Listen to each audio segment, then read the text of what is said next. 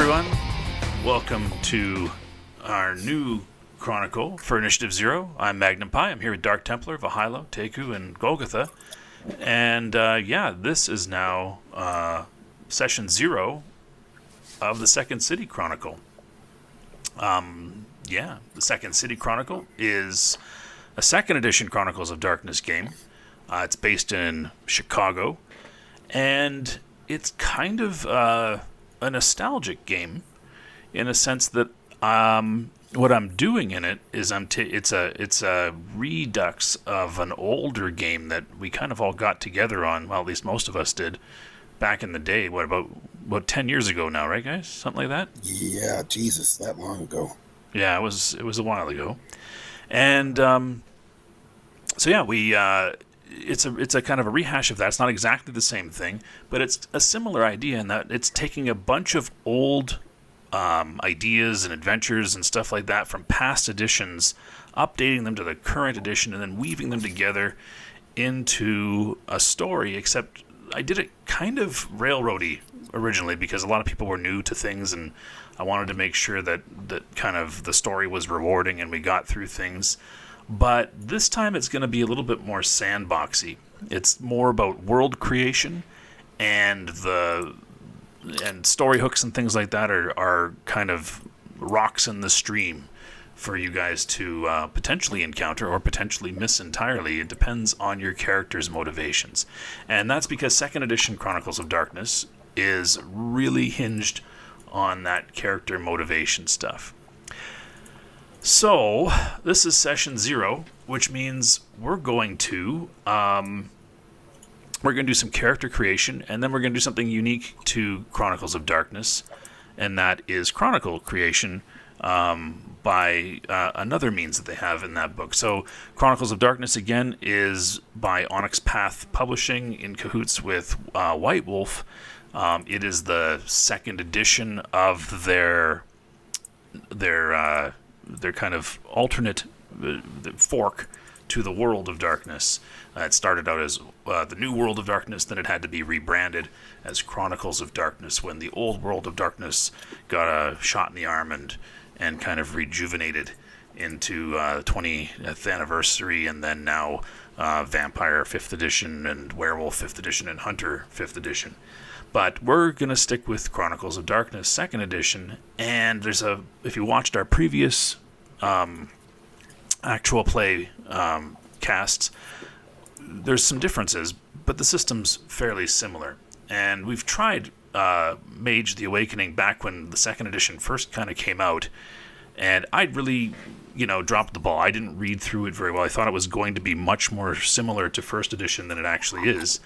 And I don't think it made for a good game. But we're going to do things back to the kind of Chronicles of Darkness stuff, and we'll see how it goes. So it's new-ish to these guys, but not entirely new. But we'll walk through character creation. And, for the very first thing in character creation with Chronicles of Darkness is the character concept. And so that's where we'll start. We're going to start just kind of going around talking about the character concept. You kind of boil it down to a simple phrase, like bored medical student or single parent trying to get by, that sort of thing. Okay, it doesn't have to be particularly complex, but just a place to start. And then you have to start considering your character's aspirations, which is a unique thing about this game, right? And that's why it's so kind of character-driven, player-driven.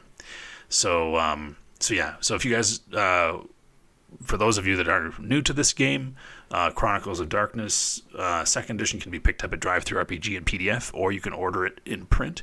We're also playing with the Hurt Locker rules for combat, which make it so that you don't have to track ammunition, and range is more in kind of generic hand-wavy terms, kind of like Numenera and Cypher System, right? They're just really far away or kind of close, right? That sort of thing.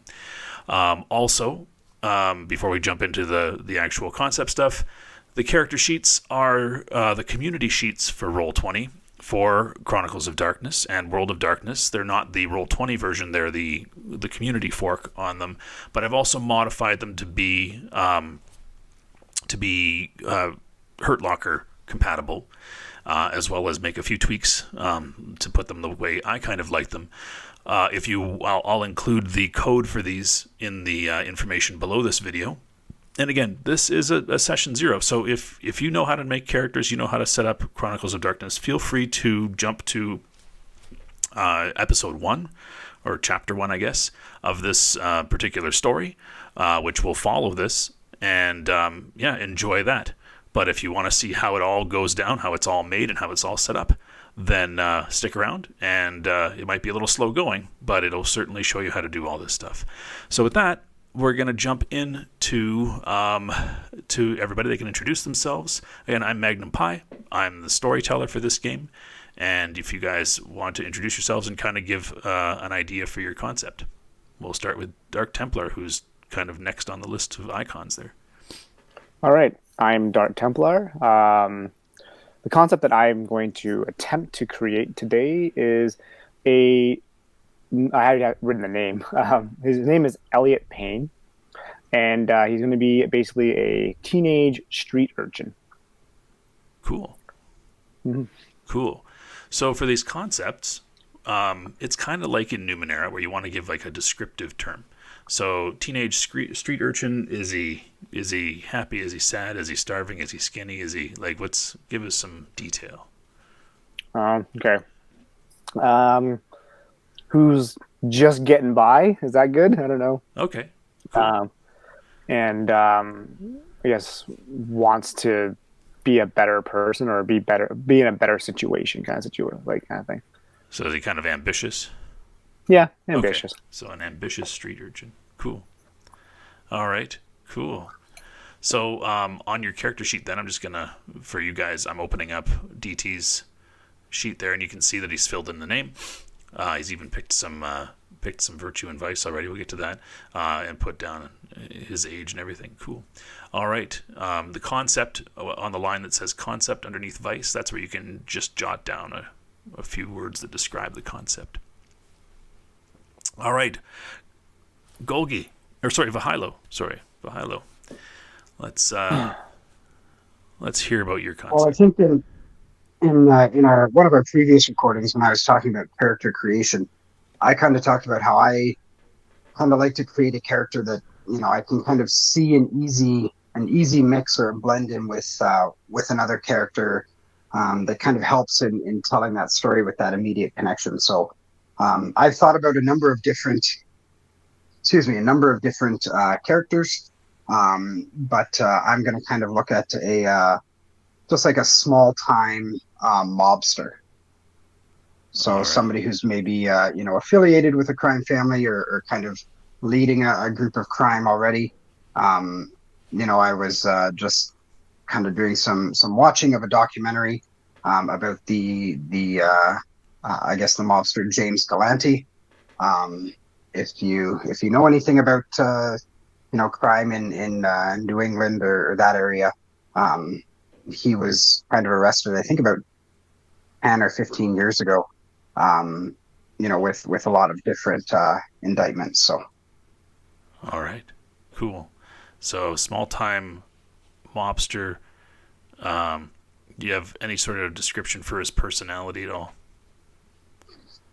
Is he? Well, I think he's somebody that just wants to kind of be in the background necessarily. Like if you're thinking about, an aspiration, just kind of, pulling all the strings to get what he wants, but not necessarily being the front man. So I don't know what an adjective would be to describe him that way. Yeah, manipulative, puppet master. I don't know, something like that.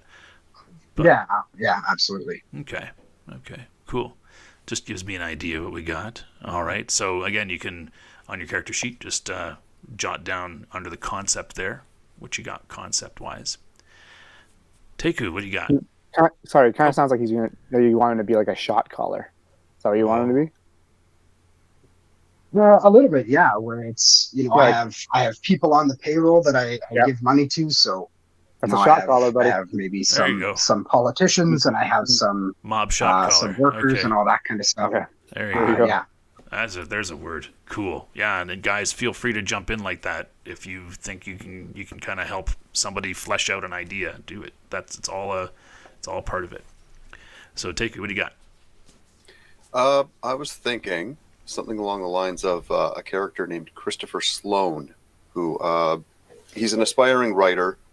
I mean, clearly not successful yet, working at the local university library and moonlighting, doing editorials and trying to sell to local newspapers and things like that. But again, dreams of grandeur, and he's got a flair for it, but that doesn't mean he's there yet. Cool. All right. Cool. Aspiring writer. That's good. All right. Are you like leaning towards like a freelance writer kind of? Well, at this point, yeah, but I think long term he's looking more for novels and Like another Stephen King sort of thing. yeah. So not a columnist then, not that kind of writing. No, but at this point he is doing that to make ends meet and to, I mean, you got to make your money where you can. Yep. Turning tricks. All right. Mm-hmm. All right. Cool. All right. He And doesn't quite have the figure for that yet. That's right. Everyone has a fetish. Oh God. Okay. Yeah, there go the wheels. Yeah. Oh They're no. there. Oh no. We don't need those Truck's wheels going spinning. this way. Truck's going this way. Wheels going that way. Oh no. All right. Golgotha, what do you got? So again, when I play characters, I generally like to play kind of the meat shields, but I think for this one I'm going to try. I know, shocking, eh? So different. You didn't play Me Shield last game. I know, and again, it was one that I didn't pick for myself. Had I done so, I probably would have picked something closer to Clayton. But it's nice to actually have something where you actually have to role play, right? So I'm going to do the same thing with this one. I think, and just thinking about the Numenera way of doing it, I was thinking like a university professor. So it's like a reflective professor who studies ancient religion and history. Okay. Cool. So so you're kind of like a bit of a hermit, or are you more of like a recluse, or are you more Well, I don't know. like that kind of reflective, like you've kind of stepped back from the world, or are you more just kind of like the Well, I mean, I think studious, somebody who is like studious professor, deep, like deep in research, right? Like somebody I hear you. who lives in that world and what he's comfortable with, right? Okay, cool. That sounds good. Sounds like we can make.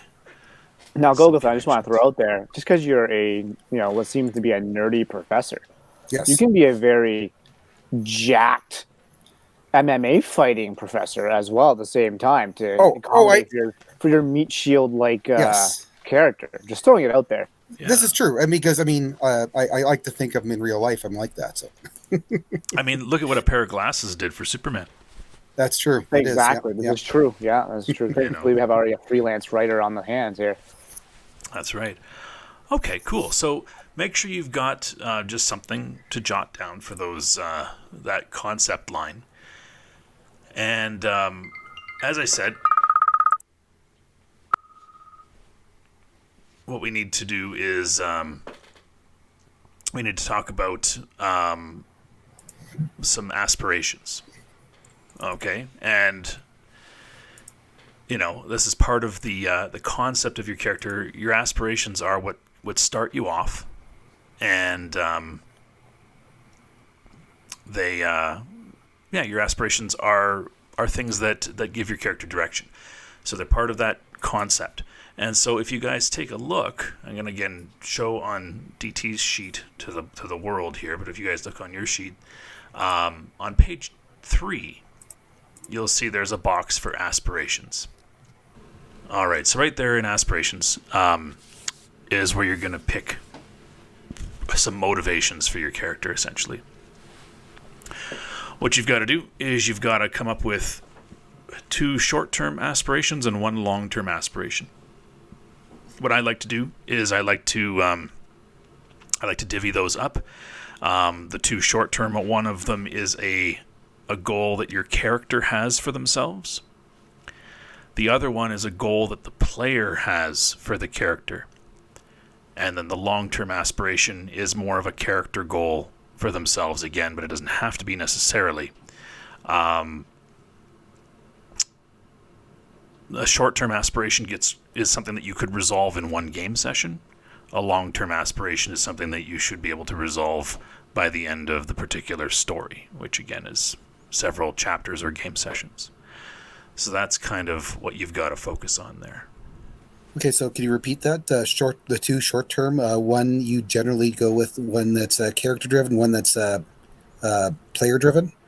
Yeah. So for example, a character driven goal would be something that, well, in the case of Teku, Christopher Sloan wants, right? So as this aspiring writer, a short term aspiration that Christopher Sloan might want might be to go pick up a particular book at the bookstore. I don't know, something like that. He's a writer. Maybe he wants to go check and see if something, if a publisher got back to him or something like that. I have no idea, but something that the character would want. Whereas the player goal or the player aspiration is something that Teku wants for Christopher.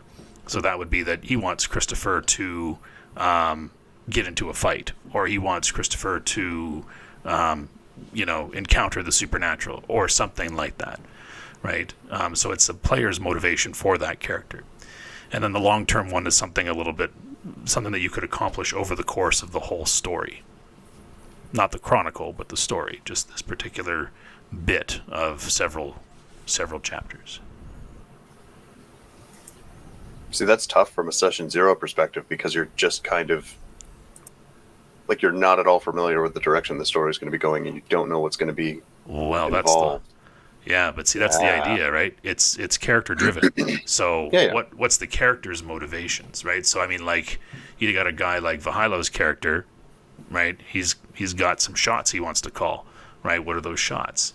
What do you want to see happen to your character in the very first session, right? That's one of the things that you can put down for your player aspiration. And then something longer term, what do you want to see happen over the course of that first story, right? You don't even have to know what the story is. It's just something that character would want to accomplish over a longer period of time. So these are like character motivations, right? And it's one of those things that you got to kind of, get into the character's head a little bit. The player one's pretty easy, right? It's just, what do you want to do? But the idea is that your aspirations are going to intersect with NPC's aspirations, and that's how you're going to start getting tied into things, right? The things you want to do are going to collide with other things going on in the world. So just playing around with this, just as an example. So for mine, what I've got, because of my character's concept, short-term goal, pick up and read latest scholarly journal on Sumerian religion, right? Sure. And then I'm going to steal one you use, like encounter the supernatural. I think that would be a good one as well. Yeah. Cool. And then something longer term. Long term. Yeah. Yeah. It's best if the longer term one is player driven. Is character driven rather than player driven, but it can be either. But to start off, you're better off with a longer term character goal, like what's something this character hopes to achieve in the next little while, right? A story shouldn't cover more than a few days, maybe a week or two, but it's definitely inside a month is about the time frame of a story. And you're generally doing it from because it's something that we haven't done before. We can't tailor it to a particular part in the game. It's something that our character would be interested in accomplishing. Right. So think of it kind of like, like you don't know you yourself don't know what tomorrow is going to bring, but you have some plans. You'd like to make sure that by the end of the next week you do X, right? And life gets in the way, right? That's kind of how it is. But you still have your goals, even though Golgotha doesn't know what the story is going to be, right? Don't know what the story of life's going to hold for you in the next week. But generally, the setting is 2005 Chicago. I should have said that earlier. So, you can kind of guess what a 2005 Chicago would be like, right? It's not hugely different than it is right now, almost 20 years ago, but not hugely different. Yeah, so you could probably think about what you would want to do in the short term. So what I've done in terms of my long-term goal would be like finalize syllabus for next semester's courses. Okay. So that would pretty well take him out of the action, right? Mm-hmm. Okay. But I mean, my thinking was, if the character doesn't know he's in a game, right, that would be something that he'd be focusing on, right? He'd be focusing on, work that he needs to accomplish for his actual work, right? Yeah, that's true.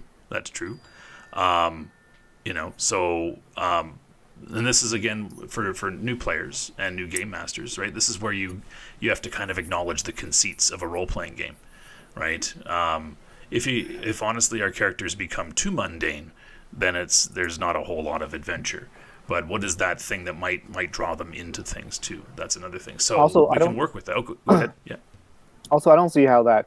I'm just obviously critiquing, but yeah. I don't understand. I don't see how like a syllabus would be as a role-playing player in this game would be adding to the player's, I guess, evolution in the game. Does that make sense? Oh, I get that. It's just. I mean, when I think my concept was, if we're, playing the characters. No, I get that part. Yeah, I understand that part. But I'm kind of thinking, like, I can think to myself as a GM, I'd be like, okay, well, let's say that Golgotha wants his syllabus done. I get that. That's cool. His character, obviously, because he works at a university, would want his syllabus done. I get that too.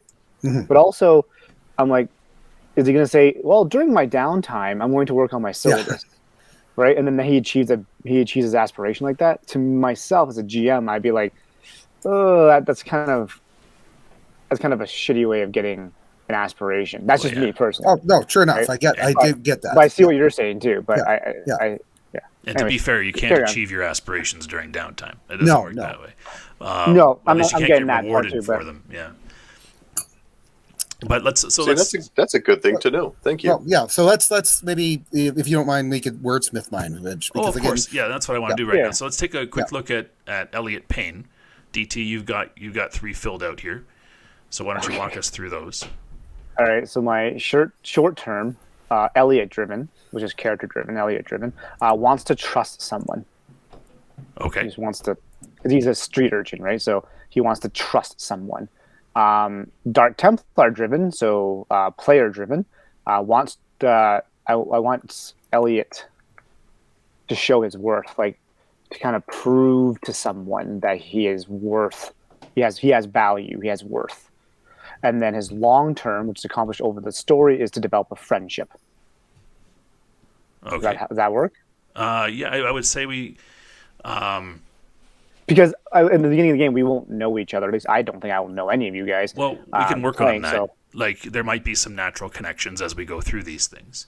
Mm-hmm. But yeah, the idea is you don't need to, like, this isn't like D&D where everybody kind of shows up and you're in a tavern, right? And you're drinking beer and all of a sudden an adventure falls in your lap, right? That's right. The group coalesces as this first kind of story forms. And that's part of the chronicle building part too. But the Dark Templar driven one, or the player driven one, is right. You want Elliot to show his worth to who? To anybody? Like, show his worth. What kind of worth? Like, show his worth as a hood, or show his worth as an upstanding guy? Like, I don't know yet, because I don't know what the story is demon? going to. Did you just write demon there? Like, no, I was going to demonstrate. I was going to demonstrate his value. Like, whoa! Demonstrate his value.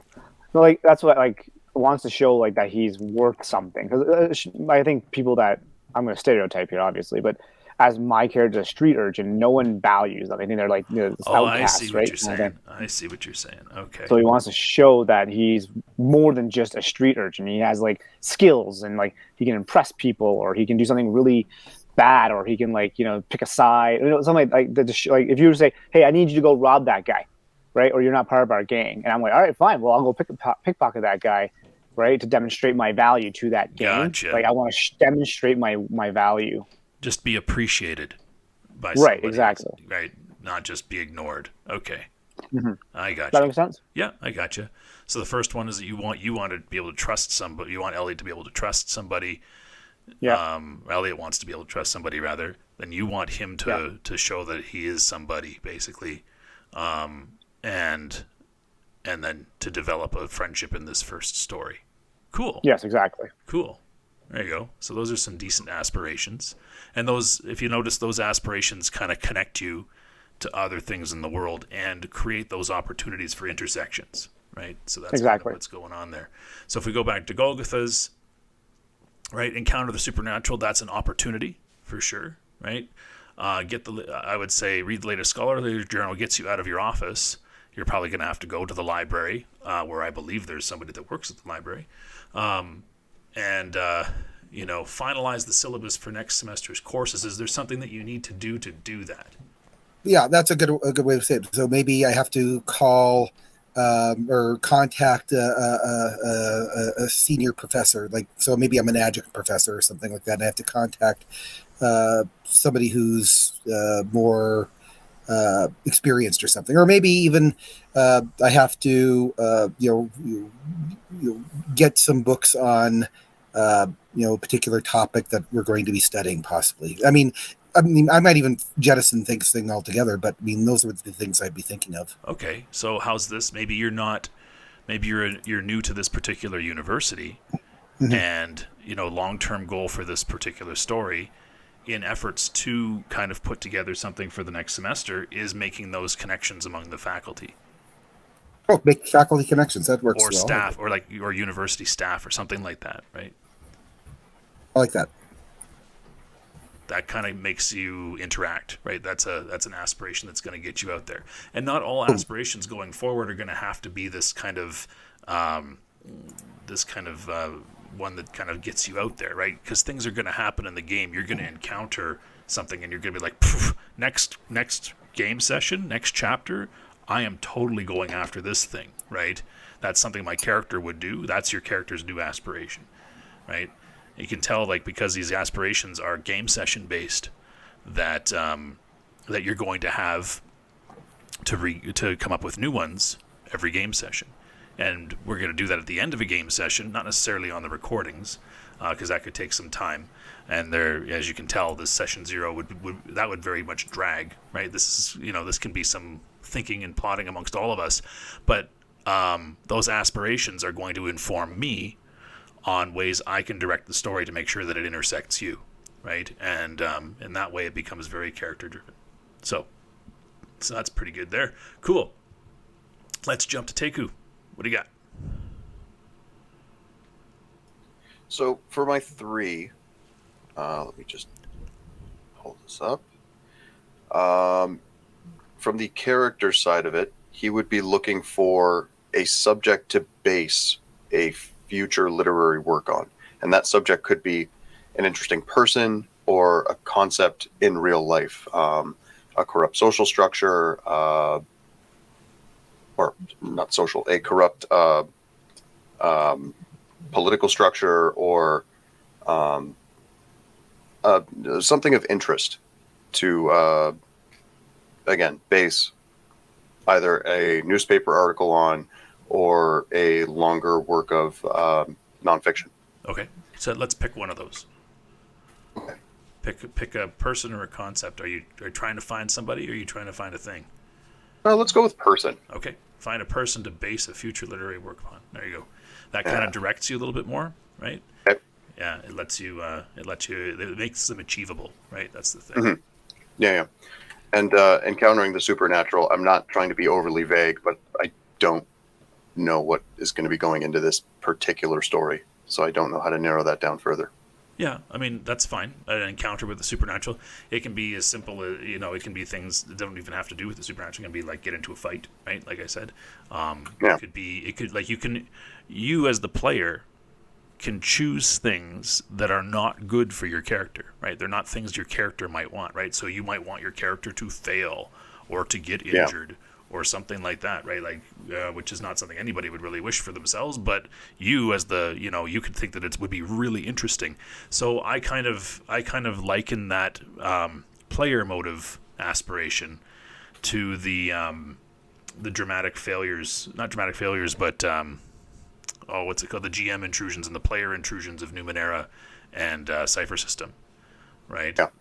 That's the sort of thing that that I would liken it to, so that you have a chance to twist things and make it interesting. But you don't have to. Encounter the Supernatural is going to do that, right? That's certainly a thing. That just seems, in fairness, kind of a cop-out.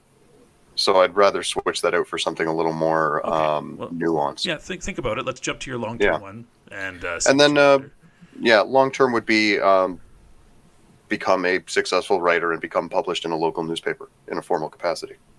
Okay, rather so than just get something published in the first story. Okay, because again, this isn't the whole chronicle, right? This is like you might not become a successful writer. No. One story, right? But you might get something published. Yeah. Well, and again, this is a step toward becoming a successful writer. I'm not going to become. No, that's cool. Yeah, that's an aspiration. George R. Martin You're right. Overnight. Yeah. Right. It's an aspiration. And just so you guys know how these aspirations work, for your short-term ones, if you resolve them during the chapter, you get a beat. 5 beats gets you an experience. Okay, and things cost a certain number of experiences. For your long-term aspirations, if you work toward them throughout the chapter, then you get a beat. You don't have to resolve them. You just have to make progress toward them. So, all right. Vahilo, what do you got? All right. So with my character, kind of looking at that small time mobster kind of concept, and kind of with being inspired by the people I've named. I kind of want to kind of base myself as having the same business as kind of a, calling the shots, but also kind of, having some of that stuff to clean up some messes. So, having, a garbage company and stuff like that to kind of, just big dumpsters, everything messy goes in there. And then I kind of get rid of it under the view of a legitimate business. So short term, I want to reduce competitor visibility in and around the areas that I am. So, when I see stuff that has their branding on it or their name on it, kind of getting rid of some of that stuff. Short term for myself, for my character, essentially I just want to avoid any violent interactions that have direct police involvement. If they occur, I mean, not really an aspiration, but if they occur, I want to be as clean as I possibly can. But if I can have situations that don't involve the police, that's, best case scenario. Long-term goal, I want to develop a contact. I was looking at some sort of politician so I can get, government contracts and have people that can call and get me out of trouble and things like that. So having a contact in the state Senate is kind of the level that I was looking at. Okay, so I'd say for your second short term there, pick one of the two. Either avoid violent interactions or avoid direct police involvement. I'm going to go with direct police involvement. Okay, and then for your second one, your long term there, I would say develop an ally in the city or something like that, right? Kind of focus a little bit more locally, and then tie it to one of the social merits like allies or right somebody like a contact in this game is somebody that gives you information, but an ally is somebody that will do stuff for you. That's what I'm looking for then. Do I necessarily want to look specifically at the city of Chicago? Well, or should I look somewhere more in the assembly for the state of Illinois? Well, the capital of Illinois is not Chicago, so it would take you would. I mean, there is obviously state representation and stuff like that in offices in Chicago. So if you wanted to go state level, you could, but keeping it local is a good place to start. because that's kind of where the story is going to start, is on a local level. So if you've got aspirations for state stuff, you know, you can build on that. But if you want to go state level, go for it. You're just more likely to find something local first than you would be state, but you can do whichever one you want. Okay. I'll go with city, but I want to focus it to somebody in. Actually, I'll just put the city so that if I, kind of develop an ally with, a millionaire or a billionaire in Chicago, maybe they have the ear of others and can introduce me to others too. So how about we call it I think that's affluent, an ally. like an affluent ally? Yeah. Yeah. Okay. Well, an affluent ally or somebody who's politically aligned. Well, you could say a political ally in the city, yeah. If you want to do it that way. Yeah, because some of those affluent people might be politically aligned as well. So Yeah, that tends to be the case. There we go. Cool. There you go. Awesome. All right. So you guys have, and what did we do for your second one there, Teku? Sorry, I'm still trying to hash it out and just. Okay. Cool. I keep rolling different things around in my head, and I'm not coming up with anything That's that okay. Just really keep thinking jumps about out it. at me. These things are pretty fluid as well. As we're building characters, all of a sudden you realize as the character develops that you're like, oh, actually, I want to change my aspiration, then change it. Right? That's cool. That's not you're not really locked in. So there we go. So you'll see just to the right. I'm going to go back to DT's sheet. Just to the right of aspirations is fate. And fate's kind of a cool optional rule in Chronicles of Darkness. It draws out of the default chronicle for Chronicles of Darkness called the God Machine Chronicle, but it can be used in any. The idea is that this is really a horror game, a suspenseful horror game, and when you're faced, it says, with the seemingly arbitrary cruelties of the Chronicles of Darkness, mortals who get a glimpse at what lurks in the shadows sometimes take comfort in the idea that everything has a reason. No matter how bad things get, seems to be some sort of plan, and those who look a little deeper realize that plan is not necessarily a benevolent one. There's a plan for everybody, but it's not necessarily a good thing, in other words.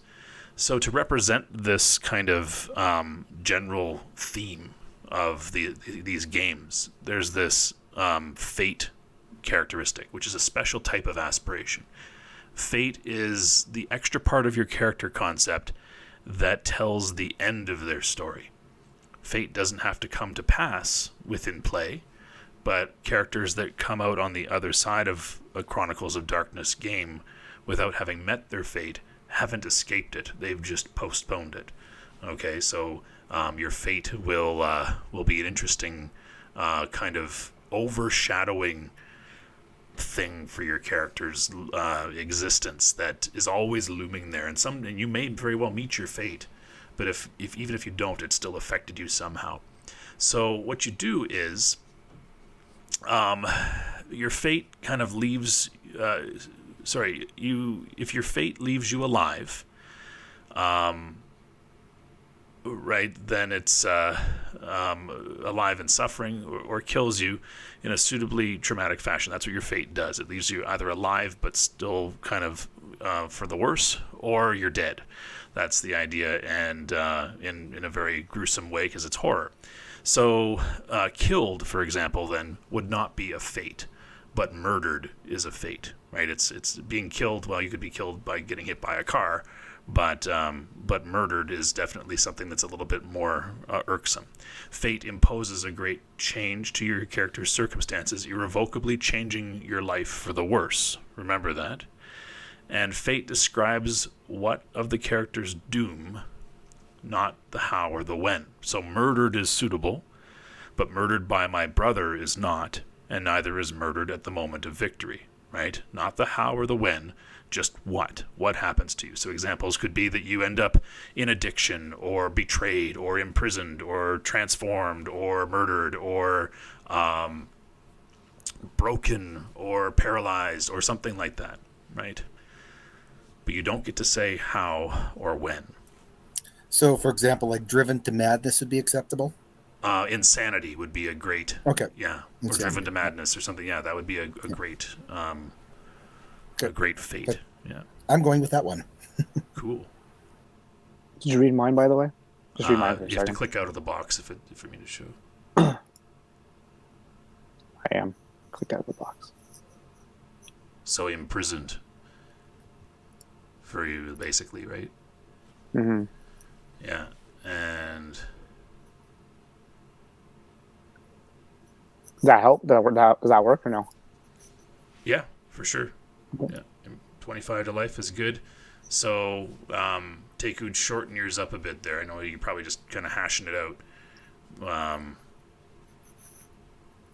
So like you basically are looking at some sort of moral compromise, or like, Yeah, okay, so what do we call that?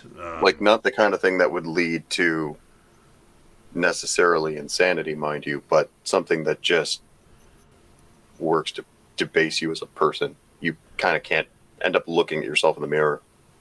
that, or I don't know, like morally broken. yeah, broken is probably a good Broken? Okay. broken. Yeah, just you're like, his morality and psychology are tied together in this. Yeah, yeah. So you're Yeah. broken. Okay, And that fits the theme of what I was going for here. cool. All right, and so again, you don't get to choose the how or the when there, Vahilo. Nope.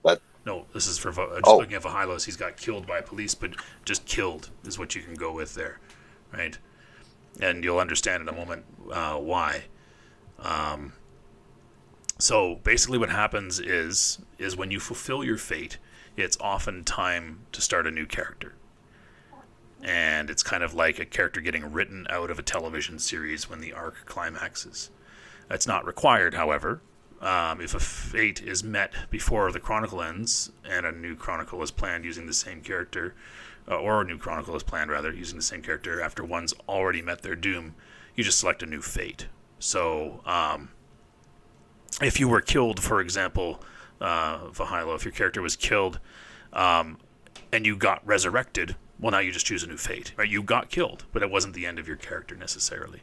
But most often, if you meet your fate, your character changes dramatically. Right? They're never the same if they meet their fate.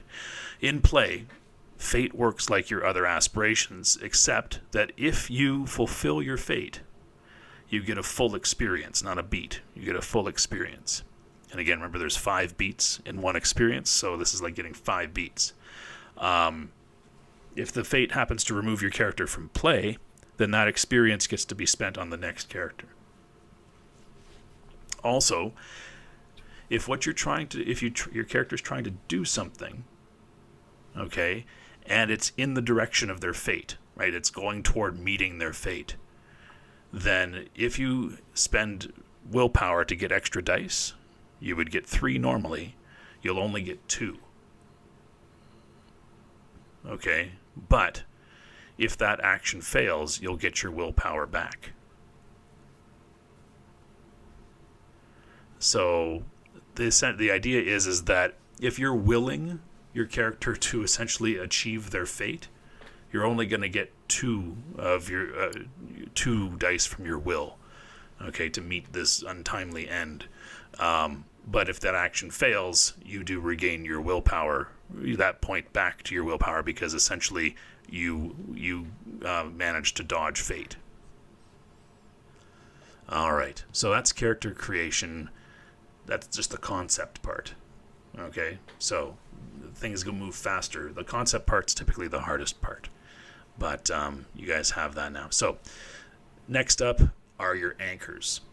Your anchors are those bits of your personality, your character's personality, that provide sense of self to this character. Okay, for these characters here, those anchors are your virtue and your vice. Your virtue is a trait that you aspire to. that is difficult to act on or easy to ignore, but if you do it, you feel proud of yourself or you feel good about yourself when you do it. Your vice, on the other hand, is a trait that represents the easy way out. Things that bring you short-term comfort, but will never actually drive you to improve yourself. That's kind of how those play out. So I think DT for Elliot, you had put in charity and envy. You could keep those if you want. Unless you want to elaborate on them or change the description in some way, but you can keep those. But for example, being charitable is something that Elliot would aspire to, but it would be very hard for him to do. But if he ever does it, he feels really good about himself. And envy, that's easy for him to do, right? And it helps him get by, right? It's easy if when he is jealous of somebody else's success or wealth, right? It kind of bolsters his ego a little bit, right? It's not his fault. Yeah. Now, mine might not be fantastic, but I was thinking virtue, purposefulness, and vice, indifference. Okay, when he just doesn't care. Yeah. Okay. Just it's easier not to care about other people, for example. It's just you're just focused on your own world, right? Purposefulness, it's obviously in terms of his career, but also in terms of actually caring for the people around him. Kind of being there for them, I suppose. Okay, so basically with purposefulness, I understand that to mean that when this character takes on an action that demonstrates that he's got that there's meaning to his existence, meaning to his life, right? Precisely, yeah. But not just that this particular action, achieved an end. It's rather more of an overarching purpose to his life, right? Something greater than himself, sort of thing. Exactly. And indifference, that you just don't care. It's easier just to not care. The one thing that I'll just suggest, though, is that indifference can easily, again, be one of those things that might take your character out of the game if you seek to try to gain willpower back, but ends up removing yourself from the action entirely.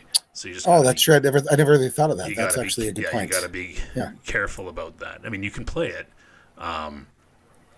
It's just that it's you could play it to such an extent that you're just sitting there doing nothing because you get rewarded mechanically for doing nothing. And right. Yeah. So maybe self-centered might be a better one. Yeah, self-centeredness, arrogance, pride, something like that. Yeah, pride. We'll go with pride. I like pride. Okay. And just as you said that, I had already typed in arrogance as my vice. Well, that's okay. Kind of the mindset that no matter what my guy can do, he won't get caught. Okay. So a lot of ego floating around in the mob and in the universities. Okay, that sounds. I was going to say, two sides to the same coin. Yeah, ambitious. Okay, that's cool. I like ambitious because it's. It could be a virtue or a vice, right? Well, that's it, and it's gonna fall to a situational decision as to whether or not it is a virtue or a vice, depending on how it's used. Well, if you use it virtuously, you're not going to get willpower. That's just it. Yeah, that's just it. But cool. If you're hamstringing someone so as to put yourself ahead, yeah, cool. So this is how it works then. You've got your virtues, you've got your vice. If I, the storyteller, judge that your actions during a scene reflect your vice, so a scene again is any time, any bit where the action is focused, right? One in a scene ends when the focus on the action shifts to something else. Okay, not necessarily the setting, but the focus on the drama shifts to something else. For a time frame, it's roughly an hour, if we have to go by an actual measure of time, but it's much more of a dramatic thing. So if within a scene, I deem that your actions during that scene reflect your vice, you regain 1 spent willpower point. And acting on the vice does not need to pose difficulty to your character. Okay, so you can be a jerk without having to take any risk. Okay. However, if, on the other hand, I deem that your character's actions during a scene reflect your virtue while posing difficulty or risk to your character, then you regain all spent willpower. And you can regain all spent willpower in this fashion up to twice per game session. So, if I note that during a scene, Golgi's character acts with purpose, right? He plays into having a greater purpose, then he would get back all of his willpower, but only if doing so cost him, right? I think I'm actually going to change my advice. I'm thinking from the concept of my character. I'm thinking cynicism might be a better one. Okay. Cool. All right. So those are your anchors. Okay. You've got your aspirations, which are technically considered anchors as well. All right. The last set of anchors are your breaking points. In this game, there's integrity. And integrity is that, like I said, it's a combination of your morality, but also your sanity. Okay, it's that sort of very sublime connection between the two. And whenever your integrity is challenged by things that you encountered in the world or decisions that you make, you suffer a breaking point. Okay, a breaking point can fall into one of three categories. You perform an action that violates your personal moral code or what's considered unacceptable in society. Okay, basically you do something wrong. That can cause a breaking point. You witness something traumatic, terrifying, or that rattles your understanding of the world. That can cause a breaking point. Or you fall victim to a supernatural attack, whether physical, emotional, or mental. That can cause a breaking point. Those are the three generic categories. There are specific things that can pop up based on certain powers of supernatural things, or certain other dramatic failures can cause breaking points, things like that. But those are the three generic categories. Now, everybody's a little bit different because this is not just tied to morality, it's also tied to sanity. If you have been exposed to life on the street for a while, like DT's character, certain things are not going to faze you, where they might faze Christopher Sloan, the writer, right? Or might faze even more Grayson Bridger, the reclusive academic, right? But they would not faze Vincenzo Rossi, the mob shot caller. Okay, like so there are certain degrees of variability that are subjective, in addition to more objective morality things like, what does society consider as wrong, right, that are outside your character. So just click on bio and info, and that will show you that I've already put some things in for your character sheets there. Okay, and those breaking point questions. And we'll go through them one by one here. So the first one is, what is the worst thing that your character has ever done? That's the first one. The second one is then going to be, what's the worst thing your character can imagine himself doing? So something that he hasn't done, but he could envision that this is something he could certainly do. Okay, the worst thing that he certainly thinks he's capable of. Then the third one is the worst thing that he can imagine anybody doing. Okay, so beyond what he's capable of. Or something that he's capable of too, but it's just the worst possible thing a person could do. The fourth one, what has your character forgotten, is the idea that you can't live in this fictitious Chronicles of Darkness world without having at some point encountered the supernatural. So this is a supernatural encounter that your character has already had but forgotten. It's already had an impact on their integrity, but they've forgotten about it. It happened, they tried to put it out of their mind, or they, repressed a memory, or they got hit on the head and were knocked unconscious and lost the memory, amnesia, something like that. Regardless of what caused it, they forgot about it. Okay, so what is that? And then the last one is, what's the most traumatic thing that has ever happened to your character? Okay, what these are doing is these are setting some benchmarks for us. Each of these can cause a breaking point, or can be rather a breaking point. So start with the first one, and then kind of move through them there.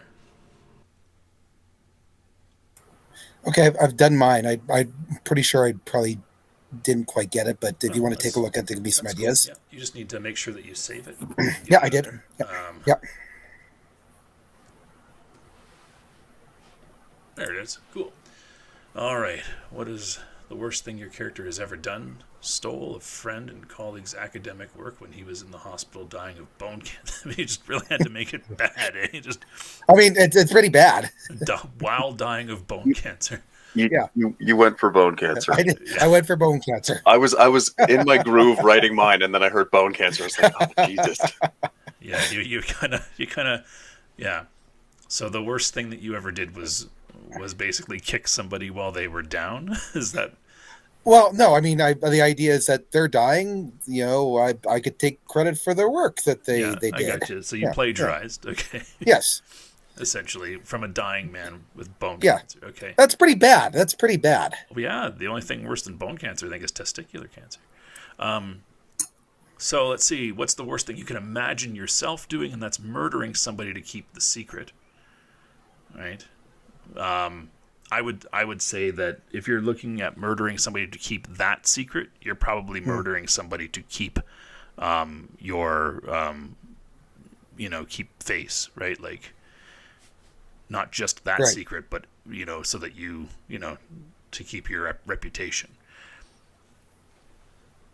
But I would just make it less tight, but that what you have written there will work. These are always interpreted, right? Because if something's related to these, they act as a trigger.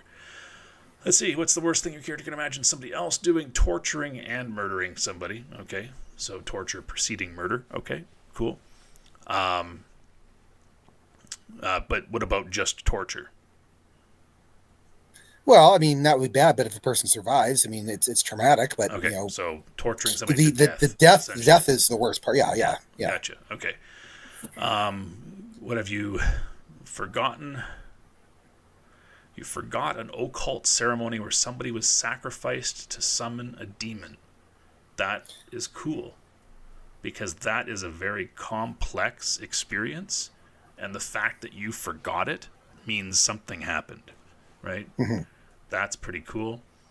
And the most traumatic thing that ever happened to your character: murder of your mother by your father. I'm fucked up, is what I'm saying. Sweet mercy. Like I said, the goal is not to make a traumatized character necessarily. I'm trying to write something over here, okay? Jeez. Was that too far? Oh, my character's the writer. What are you doing? Well, cool. It could be considered a bit excessive, but that is possibly the most traumatic thing that anybody could. I mean, you could make it still very traumatic by having one of your parents murdered. I mean, just think about what happened to Batman, right? Like Bruce Wayne lost both. I didn't say. I was going to say while I was in the room, but I thought that was a bit much. Wow. Okay. I mean, if that's where you want to go, if you want to be that messed up, go for it. But you could just, even the fact that your mother was murdered or your father was murdered is pretty bad. But by your father, so what does this mean here? Well, Papa's in prison for life. But who raised you then? Oh, my! Or was this after you? Or was this after you were like? No, I was a child. I was very much a child. Yeah. Okay, murder of mother by father as a child, right? Mm-hmm. Did you witness it, or did you just did it just happen? Well, I'm of two minds of that. I mean, witnessing it would really lead to some complex character, complex character. But that might be a bit much. Well, yeah, because that would trigger you at any violent action, pretty much. Yeah, yeah. Right? Like, but somebody dying, I can see now why everything is kind of tied back to murder and torture and murder. Yeah, So, I noticed there was a bit of a theme going on when I was doing my stuff. yeah. You okay? You need to. What does that say about me, I was actually? gonna say it's something like you need. Yeah, I've got a friend. We can hook you up. But yeah, so that's okay. That's pretty. I might dark. I might actually change the traumatic thing about my character, but I'm on the right track at least, right? Well, you know what you're doing. Yeah, you got it Yeah. down. Okay. Good. But like that sort of thing asks questions, right? Murder of mother by father, about like how did you see it, when, right? What is the worst thing that ever happened to your character? So you just kind of would have to flesh that out a little bit more. But again, Okay. if you're too overly traumatized, you're not you're just gonna again, you could very well end up removing yourself from the game because you just can't handle the terrors of the night, right? You just can't. Right? If you're already super traumatized, something happened to you, sure, the most traumatic thing. But if it's super traumatized, then you may very well get triggered to oblivion in the Chronicles of Darkness. So I might fiddle around with that actually. Fiddle and play. Anybody else got stuff to look at? I just saved mine, but I haven't filled out the most traumatic thing that's happened to my character before. If you want to look at what's there, and then I can let's take a look and we can think through things. I just gotta reload. I kind of tried to write it as a bit of a third-person narrative, I think. That's okay. So what does it say here? What's the worst thing your character's done? Vinny has been part of many crimes. He's worked his way to the mob. While he has threatened, beaten, and shot others, he has never directly killed anyone, though. His garbage collection business, he routinely covers up and destroys evidence from crime scenes. So which of those things is the worst thing you've ever done? Well, it's kind of what I'm trying to get at here is like what is the worst for him? He's done a lot of things. What would he consider of those things? What's the worst thing that he would consider that he did of those things?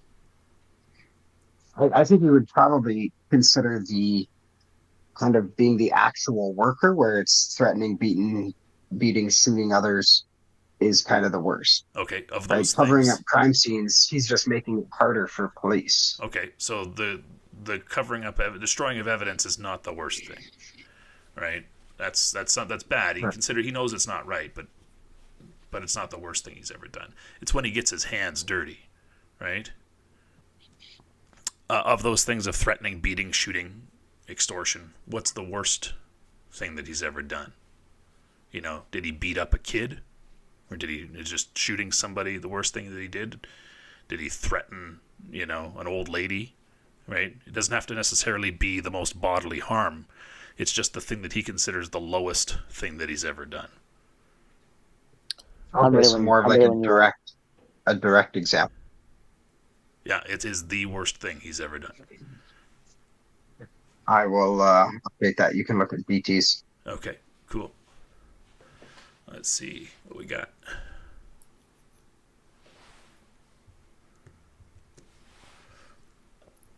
All right. Robbed a woman for money to buy clothes. How did you rob her? I just asked her to give me my money. Do you have a weapon or Nope. puncher? Nope. I was just a mean-looking street urchin who robbed a woman. I'm like that kind of kid, right? So, And I just kind of like approached her and then give me your money or something. Like I threatened her. Yeah. Okay. You intimidated her into giving money. Okay. Got it. Cool. All right. Worst thing you can imagine yourself doing is leaving somebody to die alone. Okay. Yeah. Abandoning them when they're in their most need. Okay. What's the worst thing your character can imagine somebody else doing? Abandoning a child. Okay. And what has your character forgotten? Elliot's mother had terminal cancer. Being someone had exhausted much of her earning a treatment with bills piling on and her health deteriorating and unable to work any longer. She spent many days on her days in her bed. On the evening that Elliot's mother died, he witnessed a specter hovering over her When he went to see what it was, the figure whispered something and vanished through the window. All right. That's spooky. I like Thank you. that. That's cool. Thanks. I'm a writer or something. Oh, wow. Good Lord. Yeah. Wrong character cut. Okay, anyway. I know. All right. So, most So you'll be pleased to know that I decided that mom survived. It's the death of father in a workplace accident while first year of grad school. Jeez. okay. So is it like Slightly less Fargo, or dramatic. did you go into, was it a wood chipper accident, or what's going on? Jeez, guys. I think of a crane. I think it was a crane. Oh, like a bird Crane? picked him to death. Okay. Something Jesus. fell on him, you mean? Yeah. That kind of thing? Okay. Yeah. Like How about like say it was an anvil. Please say it was an anvil. no. Or a piano. Say like No. she was doing some The scaffolding coal or something mines, like the that. coal mines of West Virginia. No, that'd be the black lung. Let's be honest here. Come on, pops. No, they die a lot in coal mine accidents, sadly. All right. As we wax Zoolander. Yes. All right, let's see. Most traumatic thing that ever happened to your character here, DT, is losing the house he and his mother lived in, being rejected by family members to be taken in, and going through abusive foster system until turning to the streets. Which of those things is the most traumatic thing? It happened all in a week. All in a week. Okay, so No, basically, I don't know which one would be the most. I guess maybe if I'm following my character about abandoning and leaving someone to die alone, probably losing the house and being rejected by family members to be taken in. so basically losing everything and having to go to the streets.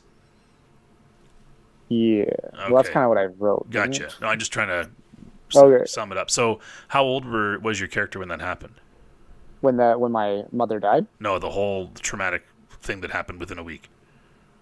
I'm gonna go with like probably 14, 13. Okay, so about 3 or 4 years ago. Yeah, Okay. I'm 16 now. I've been pretty urchiny for a couple of years here. Okay. So Yeah. it's been a few years, couple years. Yeah, like 2 years. I'll say 2 Okay. years. I was going through the foster system until I was like, can't take it anymore, and then I left. Like I just fled. Okay, as you like.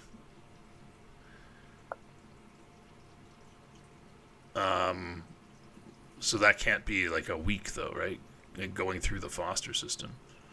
Okay, so then you want me to do the abusive foster system then for a couple of years until turning to the streets? Would that be better? Well, yeah. I'm just trying to. I mean, it'd be hard to go through the foster system in a week. That's all. No, I mean I know that part. Yes, but Yeah, that's okay. I'm just trying to get an idea of the degree of trauma. So yeah, like so okay, if you going through the- lost a couple years being kicked around in different foster homes. right. I'll write Okay. that down. Going through an abusive foster system until turning to the streets. That sound good? Sure. Yeah. Cool. Let me. How about enduring an abusive foster system? How's that? That sounds better. Yeah. I like that word. Yeah. All right. Cool. All right. So, Dad died in a workplace accident. Can he is he a construction worker or like fall off a roof or something? Like what are we talking about here, Golgi?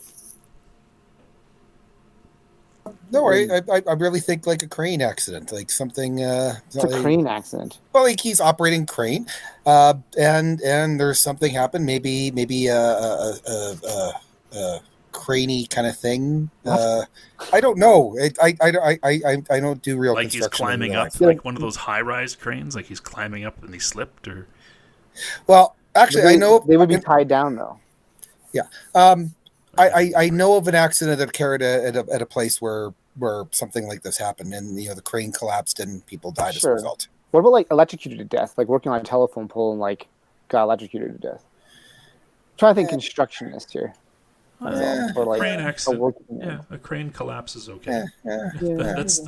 That's significantly traumatic. I guess so. So it was like seeing your dad or being roasted alive on a That's worse. telephone Yeah, pole. That would be, and I by the way, I want to stress, I didn't actually see this. I received the phone call from dear mother. right. Oh, I've actually like seen that. I know you have. You have lived a life. I know. Okay. Yeah. So That's how you picked bone cancer too, buddy. Thanks. Jeez. We're gonna throw that in there. I was like, ooh, that hit deep, Oh. man. Okay. So the Golgi, what I think here though is, it's like if your character is driving past the site of where it happened, right? That's kind of the somebody walking over your grave sort of thing, like, oh, right. You might even Right. avoid that place. Yeah. Likewise, cranes themselves, right? They would be these things looming overhead because Chicago is constantly under Oh, yeah. construction, right? It's just, it's growing and, just that sort of thing. I could even see like heights or something like that might trigger you if you had to go up a narrow steel ladder on the side of a building or something. Like a fire escape could trigger you, but that would, again, you'd have to decide that whether or Right. not that would trigger that particular breaking point. Right. So this is reasonable then. Yeah, I think it's got. I'm Okay. just trying to demonstrate how it has broad Yeah. applicability, right? Yeah. Okay. But not universal applicability. Like any violent action might trigger you because you saw your dad kill your mom, right? That was All right. pretty crazy. Vinny, let's jump back to you, and then we'll go. But you're pretty fucked up. Like, Actually, let's go. That Let's happened, do man. That'd be tough. Teku. Let's talk about your stuff here, and then we'll get into the crunch. So, okay. Worst thing that you are a writer. Look at that. Worst thing that your character has ever done. Christopher was the cause of a fatal accident as a child to which he was left the only living witness. He caused a car to swerve from the road, crashing and killing the driver. He subsequently had to submit repeated police questioning, or two repeated. Okay, and after being challenged on the retelling, he began to doubt his own memory of the event due to his young age. At the time, he was not criminally responsible, but effects of the incident still weigh on him. Of course they would. Okay, so how old as a child? Oh, let's say single digits. We'll go 9. Okay. All right. What's the worst thing that your character can imagine himself doing? Tarnish the memory of the dead by lying or misrepresenting them. Okay. Is that any dead or just that dude? No, that'd be just in general, Okay. like tarnishing the memory of Somebody. someone who's already gone, right? Like that's Yeah. No chance. killing them a second time by taking out their legacy. Yeah. No chance for them to fix it. That sort of thing. Hmm. Okay. Worst thing your character can imagine somebody else doing: being the cause of an untimely end of another person, and then lying or setting the stage to reflect poorly on them, ending their life and legacy in the minds of other people. There's that legacy thing again. Yeah, dragging it out. Okay, cool. So causing their end and then covering it up by making them look bad Yeah. is the worst thing anybody could do. Okay, cool. What is your character forgot? An accident was caused by a supernatural entity. He was not actually the cause. He could not come to terms with what he witnessed. He had to reconstruct the memory of the event to protect himself. So describe this supernatural entity. So I'm thinking you're almost prototypical large, like almost comically oversized humanoid. Okay. More or less not forcing the car to swerve, but just taking it clean off the road Okay. in a specific and targeted fashion. Like this wasn't an accident the way he remembers it. So basically, like it leapt out of, a grove of trees and landed on the car and tore it apart, sort of. Yeah, like Gotcha. basically through a high block and just took this thing right off the road. Gotcha. Okay. So it was the supernatural thing took out the car. Yeah. Gotcha. Okay. Yeah, you may want to forget that for sure. Okay. Seeing the end product of the accident, the supernatural figure that caused it, and having to struggle to explain what happened caused him to question his understanding of himself and the world around him. So the accident then was the most traumatic thing that ever happened to you. Okay, so we'll just leave it at the accident. Yeah, that incident, right? Yeah. Okay.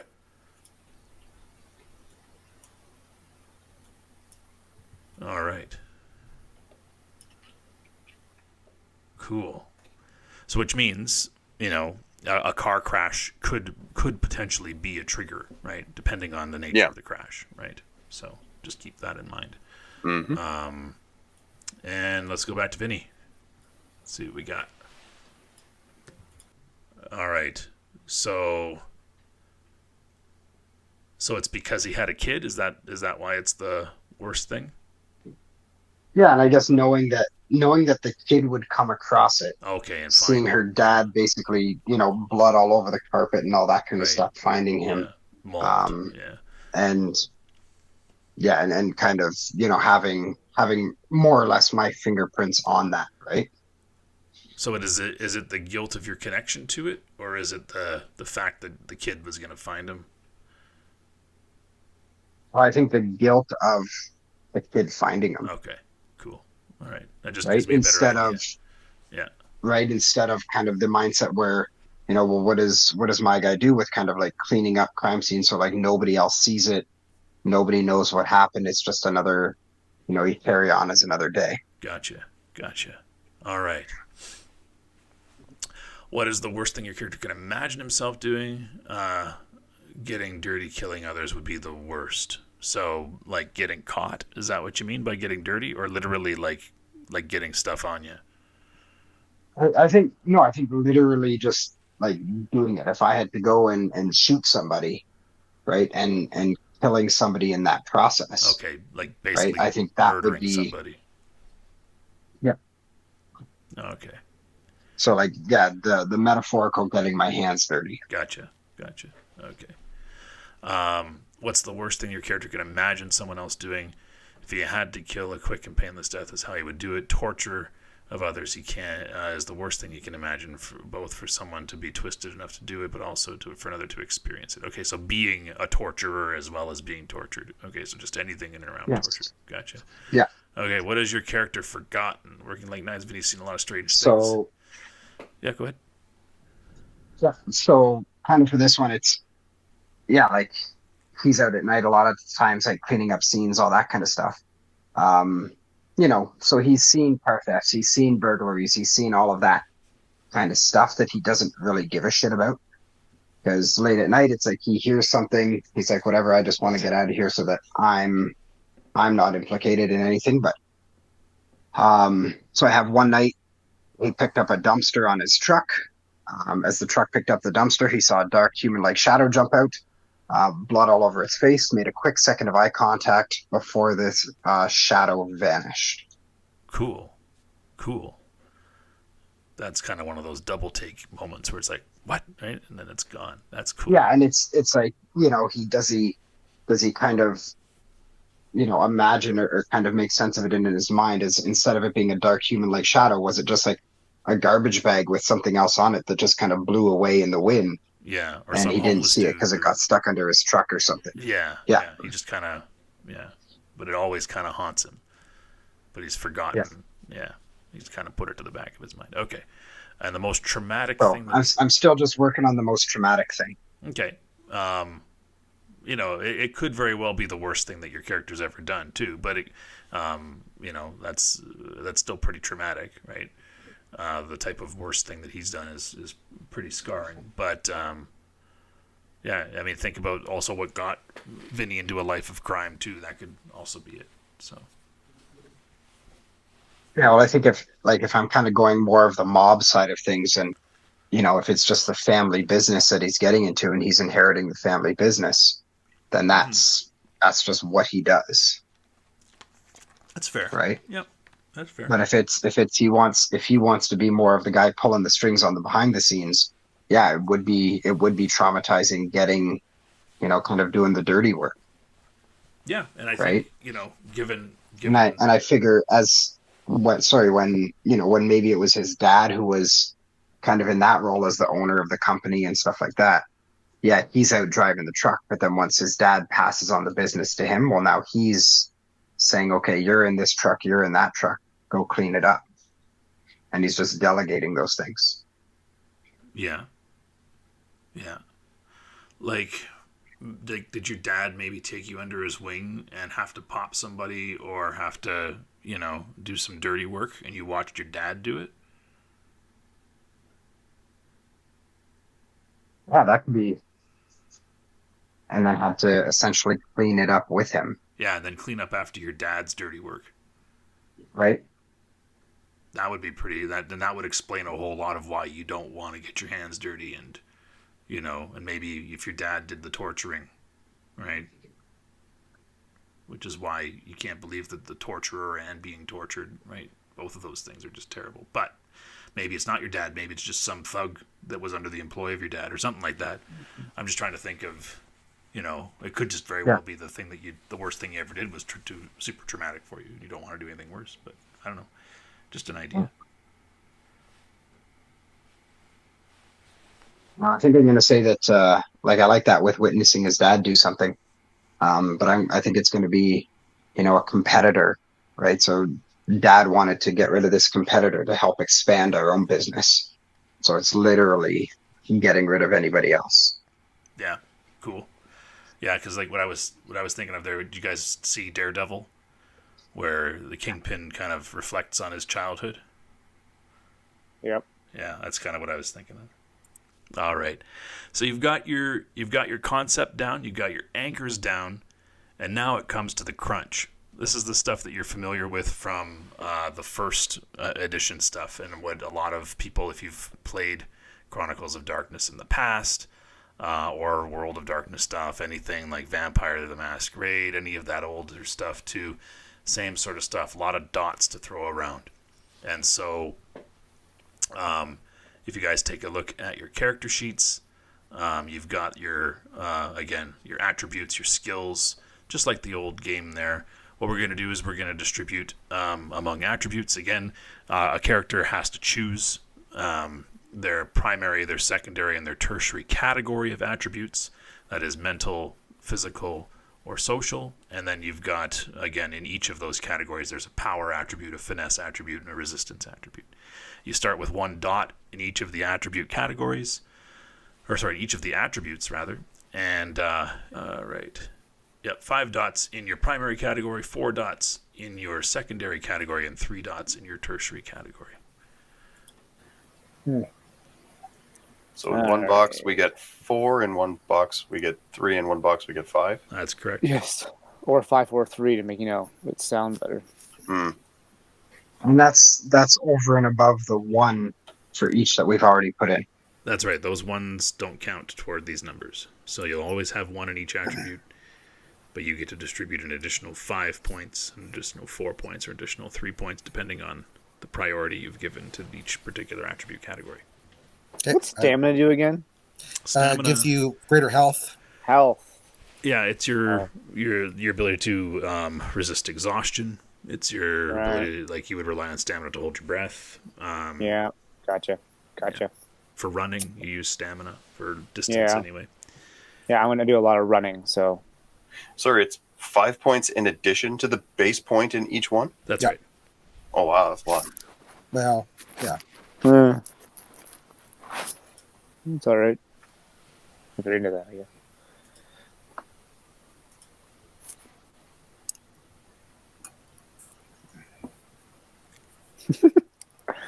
Something just moved. Oh, okay. That's funny. What's that? No, I'm just nothing. I'm just laughing at my character at the moment.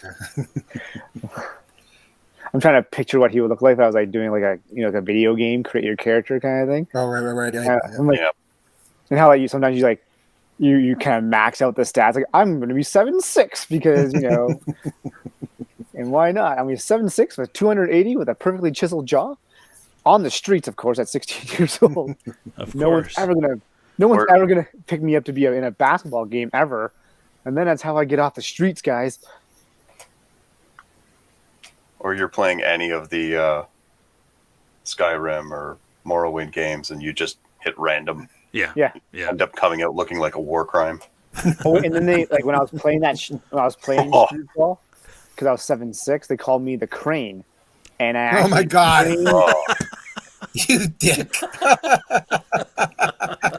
And one day I walked onto a construction site, and I was like, "Oh shoot!" And I fell on this little man, and I killed him. Oh, I see now. Oh my God! The Crane did kill him. Oh, okay, gotcha. Don't worry, I'll clean that up. I'll write a nice you googly. You'll be well remembered. Don't worry. My God! Let's just make a haiku about it. Yeah. And resolve is what again? Resolve is your kind of resilience, like your mental resilience. Yeah, helps with willpower. Does it? Resolve and composure help with willpower. Not that I'm Oh, mitigating. willpower is only 2. Do we start with only 2 willpower? No. You have to put. Well, You have to put them it's you start with 2. It's the sum of your resolve and your composure. So Oh, okay. Are you just not putting into resolve or composure, and that's why you're at 2 willpower? Well, I haven't gone to that box yet. That's why. But your resolve is your mental resistance, whereas composure is your social resistance, right? Maintaining your Gotcha. composure under social duress. I'm already attributed up. All right, cool. Can we be 4 anything or no? Yeah. Probably not, Yeah. right? Oh, we can be 4? You can, but does it Well, make sense? For me as an academic, I put 4 in intelligence. Yeah. That's So my primary is going to be intelligence. Secondary is what's the one with presence? That's the Your social. social. And then my tertiary is big strength and all that. For now, until you beat your guy up because he's doing MMA, right? Yeah, of course. And then Right. Gotcha. pit fighter. There you go. There you go. Yeah.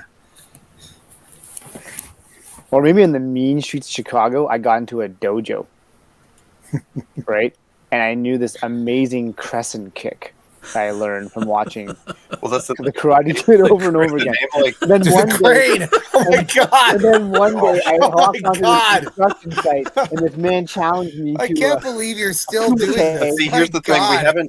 we No, haven't to a- picked the to a images Kumite. for these characters yet, right? So Grace and Bridger, with a name like that, you're clearly going to look like Terry Crews. Yeah. So There you go. Yeah, he challenged me to a kumite, and then went to the Kumite. Yeah. I crane kicked the living shit out of him, broke his neck. His neck, he snapped back, fell backwards, and he broke his neck on like a little piece of pipe and kind of just landed the wrong way. And Oh. you saw that entire. That's how he died. We are going to need a soundboard if we start using the Kumite. Hadouken. I have been fighting the urge to get a soundboard, notwithstanding, and this is just not going to help. Like, out of everything we could have, you don't want me to have a soundboard. No, this is true. Oh, Oh my god, I can't believe you. I was actually writing a haiku Karate for a minute there, fucking and then we kid. hit Kumite, and now that's out. Hey, listen. That's gone. Listen, you know what? I read listened to your bio. I'm just trying to add to it. That's all I'm trying to do, man. We can be friends. That's one of my aspirations. I have no words. You'll be I like, love that out of the 3 other players, you've gone for the highbrow academic as Yeah, the weekly I besties. agree. Yeah. What's your character's name again, Golgi? Grayson, thank you. Yeah, Grayson, that'll go well. Grayson what? Bridger. So you'd be like, my name is Grayson Bridger. And you have killed my father.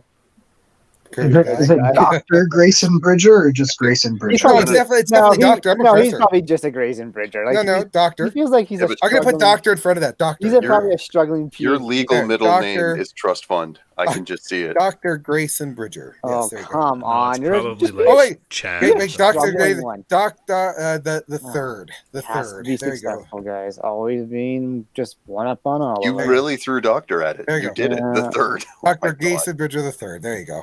Fuck Can I all be, you. can I be Esquire. Elliot Payne Esquire? Yeah. Esquire. Yeah.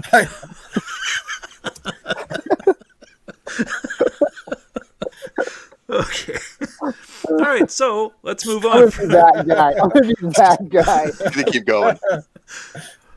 All right, so you got Tell your us the story about when you were knighted.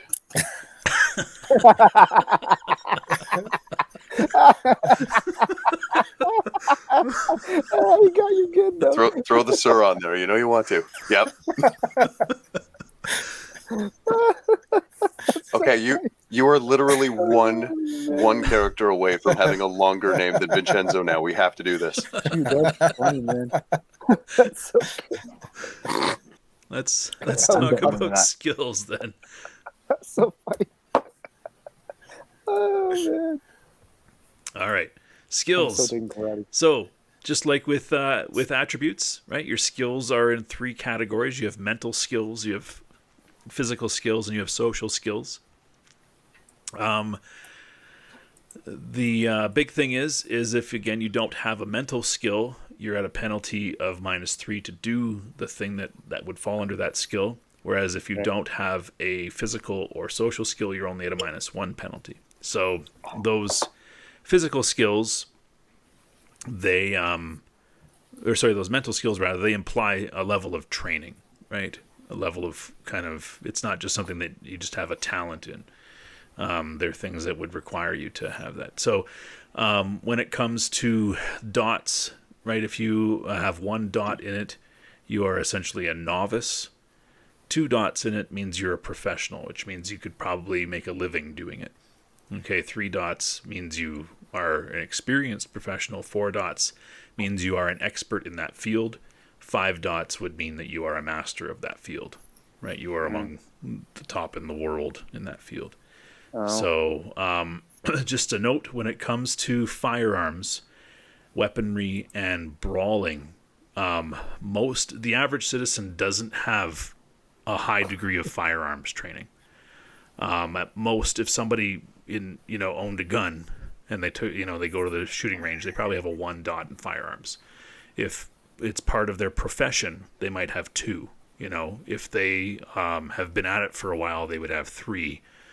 But only like police snipers and military snipers would have like 4 or 5, right? Like if they're an avid hunter, they probably have 2, right? That sort of thing. Weapons, even if like you've trained, you got your black belt in, karate, and you trained with a bow staff or something like that, you might have 2 dots, right? You're not necessarily a master of the bow staff or anything like that. But what about the present kick? And with brawling and the like, if you're a professional brawler, it means you could make a living doing it, right? So that's the level. That's 2 dots, right? 3 dots means you've been at it for a while, right? You're an experienced professional brawler.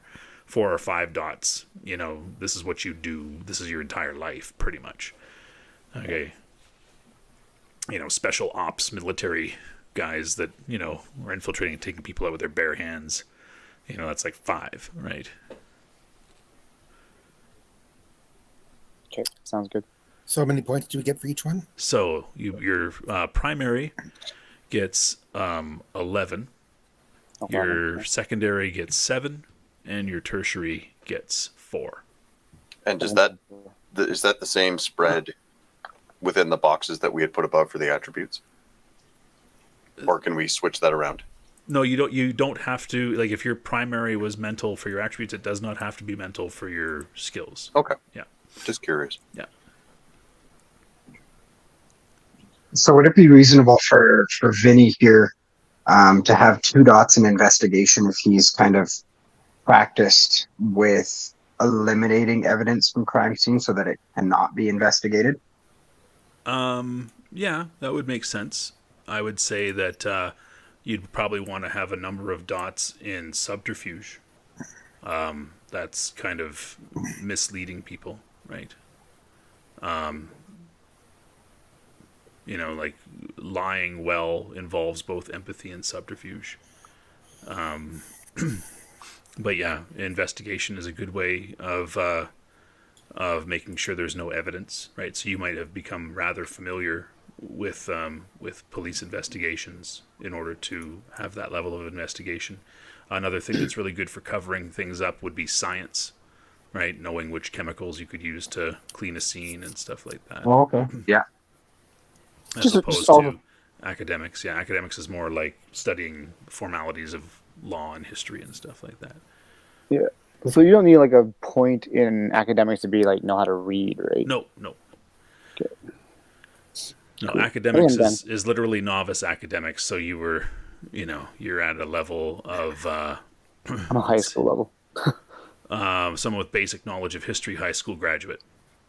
I'm not even a high school graduate, then so I you can't even wouldn't- do yeah, that. You probably wouldn't have a dot in academics. Sounds good. Politics it is.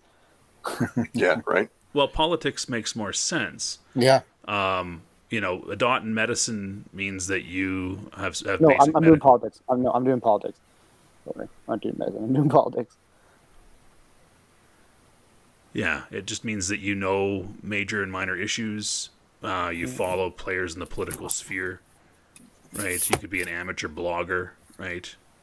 Well, I kind of know how the gangs work. Like street Well, that's politics. streetwise. not streetwise. No, but it could be politics too, though. Yeah, they literally mean more about the political sphere, like how the cities run Okay. and stuff like that. All right. What if I dropped a Mentos into like a thing of like Coke once? That's science one. No. Damn it! How many dots is it to start Breaking Bad? You're goddamn You right. better be Walter White. That's Yeah. right. You're not angry enough. I already know two. Crafts Then. is a good one. Occult might be a good one that has to do with, kind of the tall tales of the street, right? Scratching the surface of strange, creepy stories out there. Like, oh, there's that alley off of 47th, right? Oh, yeah, that was good. Like the tales of the haunted, cemetery or something like that. Gotcha. Yeah. So take a look at mine, if you don't mind. I put 3 into occult just because of my religion, focus. But maybe that's not well placed. If your religion focus is more academic, then it would be more in academics, but you have a lot there already. Yeah. You be a 5 in academic? Like 3. No, I've got a. That's like a 3's a lot. Yeah. 3's a lot. Yeah. 3 occult but is.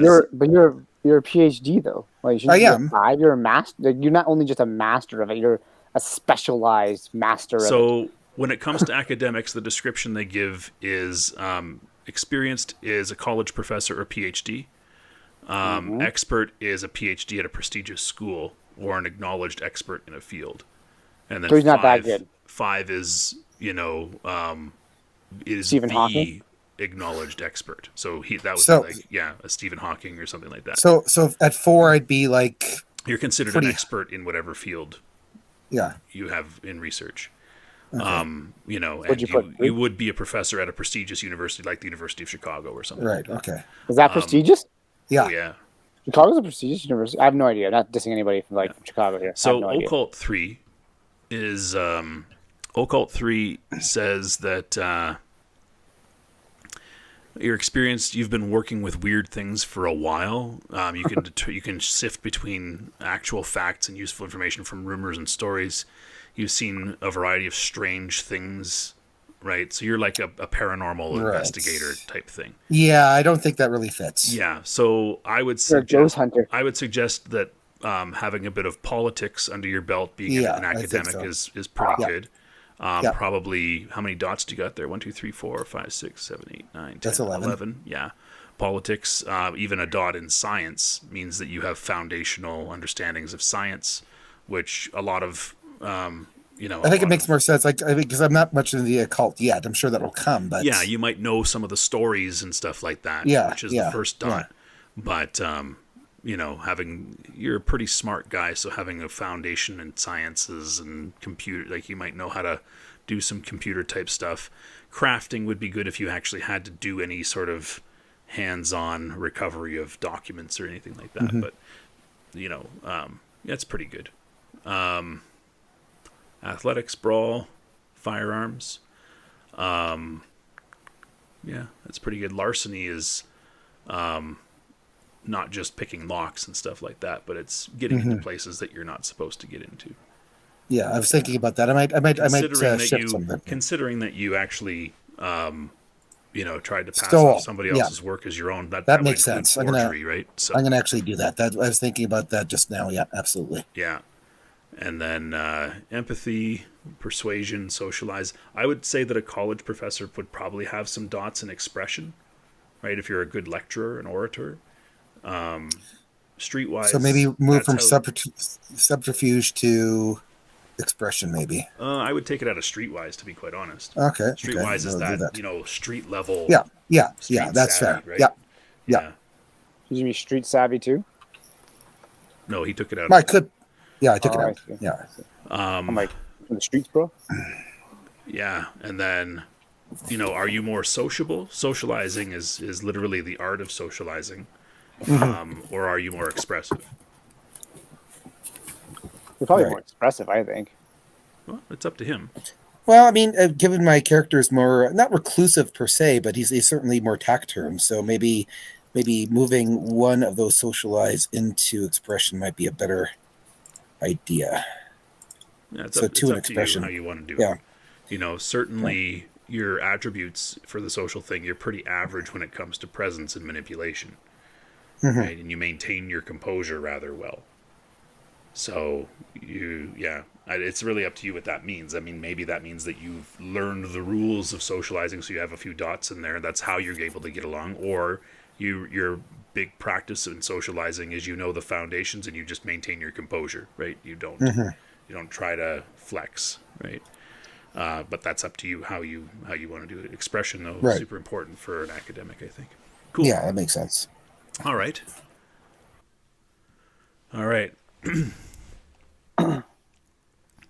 Let's see what we got. Okay. Larceny, stealth, survival. Survival is like wilderness survival, but it is applicable to the street. That's cool. Empathy, intimidation. Now, you said you had intimidated somebody into giving you money in the past. Right. So maybe...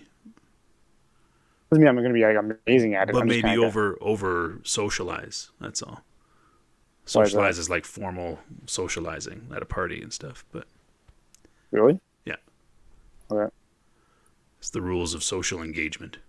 Sure. Whereas like street level socialize is streetwise, right? So, Gotcha. computer crafts. But yeah, it looks pretty good. Cool. All right. What do we got for Christopher Sloan? I've got a hang up in the physical department in that I don't know where to put that last dot. What do you have so far? What do you have so far? Larceny again is that you can be copying. Maybe you took a self-defense with firearms, so you have a dot in firearms. Sure. Maybe you took a self-defense course and instead of being a crack driver, you know how to protect yourself. I don't know. See, I just figured the driver's the way to go here, just given the history with car accidents. He would have really invested into that. But yeah, for sure. You'd really know defensive driving, yeah. So for a writer, you're a burgeoning writer though, right? You're aspiring, so you might not have a lot in academics yet. That's okay. But a lot in expression, that's cool. Empathy, yeah. Persuasion, yeah. Socialize, sure. Streetwise, so you're familiar with the street? Yeah, near enough, I suppose. Okay. But I could switch that around a wee bit if need be. Yeah. So basically, See, I'm thinking like the unseasoned writer who's got the spirit, just doesn't have any foundational like world experience to actually come out and write something good. Yeah. So at novice level, streetwise, you know your neighborhood very well, and you know who to go to get information. Yeah, that to me seems that's fair. one step down from where to ditch a hot car and who could handle who you could go to get a minor favor done on the street, right? Yeah, no, that to me seems fine. Yeah, that's cool. Okay. Like I could pull that and pop her into subterfuge, but it doesn't. I don't know. Yeah, and professional level socialize, which is 2 dots, means you can blend into just about any social situation. Yeah, I suppose that would make sense. As opposed to just being able to handle them. You look like you belong there. But that's cool. Expression, high level expression's cool. All right. Yeah, looks pretty good. And Vahilo, are you with us?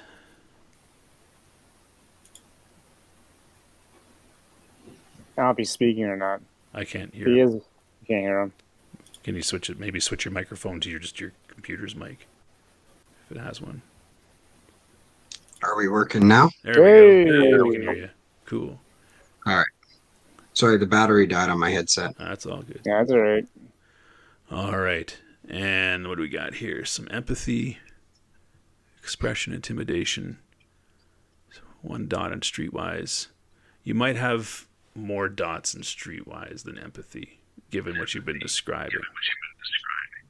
Ooh, we got an echo. Okay. What was that?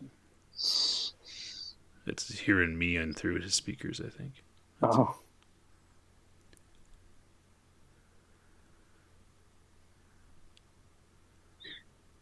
Yeah, I put a dot into larceny because I figure if you're driving a garbage truck, you can get into a lot of places. Oh, sure. Yeah. Kind of that same idea is that if you carry, if there's 2 guys and you're carrying a ladder, you can get in anywhere. Yeah, yeah. So just so you know, three dots in Streetwise means that insiders and true fixtures of the street scene have that level of skill. Character with 3 dots in Streetwise knows who can make the proper introductions and who can actually get things accomplished. Whereas 2 just means you know where to ditch a hot car and who you can get a minor favor from. But I think my character is kind of working Okay, working you're to not some there of that yet. That's cool. with his aspirations, Yeah, right? With wanting to develop that political ally in the city, yeah. No, you're not there yet. That's cool. right? So once he does that, he can be Streetwise 3. Yeah, no, that's cool. Yeah, I just didn't know exactly what level of Streetwise you're at yet. That's all. Cool. Intimidation, persuasion, socialize, subterfuge. You're a really good liar. Cool. And cover-up guy. Firearms, yeah, you've been doing some fire. Now, are you like, firearms are weapons to kill, right? Like that's kind of what they're for. Are you more of a brawler or are you more of a firearms kind of guy? Well, I'd say it's kind of all depending on what's needed. I talked about doing some of that extortion and whatever. It's what's needed. Like Yeah. if I'm just needed to, beat the brakes off a guy, I can do that. If I have to do something, where I'm shooting him in the knee or shooting him in the shoulder or something like that. Yeah.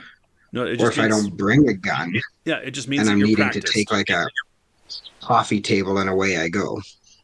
Yeah. So 2 dots in drive, though, is basically a proficient truck driver. Yeah. So you may want to Well, up your drive a little bit. there we go. Yeah. Larceny, yeah. Weaponry, that means you just know how to, your way around a lead pipe or a club or something like that. Brawl, you've been in a fight or two. I'm thinking like an end table. Yeah. Yeah, I hear you. Yeah. Cool. No stealth for you, though. You just walk around. Cool. Investigation, that's useful. All right. Yeah, looks pretty good. Okay, so here we go. You got to choose 3 of those skills that you have specializations in. And those get written down on the list underneath integrity. You'll see specializations there. Okay. If you need more lines for specializations down the road, you hit add, but 1 specialization per line. You get 3 of them total. 3 of them. And they're basically particular areas of those skill sets that you are particularly good at. It would be like writing for expression, right? Would be a good specialization. Okay. So you want us to pick one from each mental, like one from mental, one from physical? They could all be in the same category. Okay. Yeah. So like fast talk would be one? Fast talking would be persuasion. Yeah. Is that a merit or is that a specialization? That's a specialization. Okay. But I think there might also even be a merit. Oh, I think that might be a merit. I don't know. I'd have to look. Yeah. Okay. But it's also a specialization. All right. Sounds It's a good. persuasion specialization. And parkour is another one. That's good. That's a merit for sure. Merit? Yeah. It is a merit, yeah. Okay. Then I won't do that one. Let's see. Hot wiring cars. Is that a specialization? That would be under Larceny. That would be under larceny. Yeah. So hot wiring. Yeah. And it's not just cars. It's Yeah, I know, but hot wiring. Yeah, hot wiring. Trying to think of my character. Like fast talking would be like persuasion or streetwise could kind of work fast talking, that kind of thing. Yeah. Right? Yeah. All right. What about lie detecting? Is that another one? Lies would be subterfuge or empathy, your choice. Okay, but I want to like be able to detect them. Like when I want to like I'm streetwise enough to know that someone's fucking with me. Not talking hot shit. I mean. Yeah. So it's either under it's like you would specialize in lies under subterfuge, and that you're such a good liar that you also know when you're being lied to. Okay. I just want to make sure it works. Or you're under empathy in the sense that you can tell by looking at somebody by their posture, by whether they're sweating, stuff like that they're lying to. Right. Okay, sounds good. I just want to make sure it fits both when we have this argument later on. No worries. Just covering those bases. People will be like, "Oh, I remember that recording. Dark Templar said this." That's right. Yeah, I'm good. Yeah, we just gotta. Oh, sorry. I'll write that down. I'll write that down. You just gotta put down the actual skill. Yeah, I got you. Yeah. So in mine, I've got specializing in history, specializing in religion. I'm trying to come up with a third one. Yeah. So both of those are academic specializations. So Yeah, we just do yeah. this. You'll see it in a second. There, do you see what I did with history? Right. Oh, yeah. Yeah, So I'll do that as well. So those are both academic specialties. That's cool. Right. And I have to come up with a third one. I'm kind of drawing a blank of what it could be. Which one? What things are you want to be good at? Yeah, I mean, expression lecturing is one way, but I wouldn't No, blow them all that on doesn't. your career here. Yeah. What are some of the other two dots you have in like physical or social? Well, like computers, I got investigation, I've got expression, I got persuasion as two. What about like coding or something like that? Or Your larceny would be like forgery, right? That sort of thing. yeah, That something makes like that. sense. it's not really a good specialization, Yeah. right? Yeah. Politics would be academia. Yeah. What are the ones you have in social? Expression and persuasion, I've got two in. I've got socialize, and I've got subterfuge, and I've got empathy. So persuasion one might be each. argument. Like debate? Yeah. Like Yeah, that makes sense. subterfuge might be lying, right? You might be good at Got that that all as down. well. I'm lying as hell. I'm going to go argument. Okay. So that would be your persuasion. Okay, cool. All right. Mr. Sloan, what do we got? Sorry, I'm just working my way down the list. I'm getting to that third one. I have mine here. Okay. Probably what do you being socialized. So I did specializations in investigation for crime scenes. got? Okay, cool. But again, kind of the mindset of covering them up. Drive I put in for larger trucks. Okay. So, like garbage trucks or all that kind of stuff at higher speed and so on. Yeah. And then subterfuge I put in misdirection. Oh, you're a magician. So, if I'm somewhere I can tell somebody a lie just to kind of, go and get them working on something else for 10 minutes to give my character enough time to be in and out or do something. Yeah, no, that sounds good.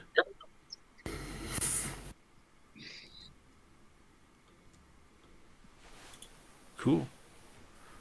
All right.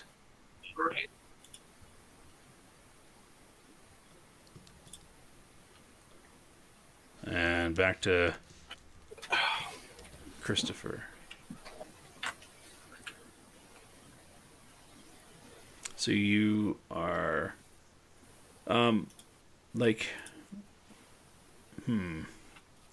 you work in a library, right? So your academics could be focused on research. Okay, fair. Yeah. Yeah. Dewey Decimal System. Do we? Wow. Wow, that is the most shit. I'm just saying. That's right. Library of Congress system. Just I miss the Dewey Decimal System. I used to love that in library. Going to the library cards, looking for the book. Don't hate yourself. Good times. You are sick, man. Sick. telling stories in black and white again. You sure that that's not the most traumatic experience your character had? Yeah. I genuinely, no, I genuinely loved to do it. I loved it. It was great. I remember when that was invented. Leaving the, for you. Tuesday, in fact. Wow. I shouldn't affect a 50s gangster because I don't actually know when it was. That Hang was on. 30s. That was a 30s gangster. I got to get rid of. Hold on. What was it? What was it? I'm trying. Oh, Okay. gosh. Just I don't know. It's gotta be hang the on. 20s. I couldn't stand it. What year were you born, Gogi? Oh boy, don't do that. 19, blah, blah, blah, blah. Oh man, you should know, shouldn't you? Oh man, All right. I mean, 2000 and Uh, blah, blah, blah. 1873 to He's- 1885, the early development period. Yeah, so you're about the same time. Cenozoic era. What's going on over here? We talking about? All right. So we got those down. Next step is is really the is your merits. So you get 7 dots worth of merits. I highly recommend, because merits are a place where you can end up spending experiences as well down the road, but really making sure that you have the necessary social merits to really meet your needs, right? So resources, mentors, contacts, allies, those things are what real people would have, as opposed to telekinesis and things like that. So make sure that you've got That's a really make great sure you've got the point. things that you need to get by. Now, parkour is a merit. It's a physical merit, and that might be something that a street kid would have. Yeah. One thing that anybody that's a professional, that would be, I guess, Golgi's character there. There is a mental merit called professional training, which actually hones the fact that you are indeed, a professional in your field, and it does more stuff for your contacts, and it gives you additional merits and skill points and stuff like that. So that's a decent one to consider. Multilingual, that sort of thing. How many minutes we get? You get 7 points to start.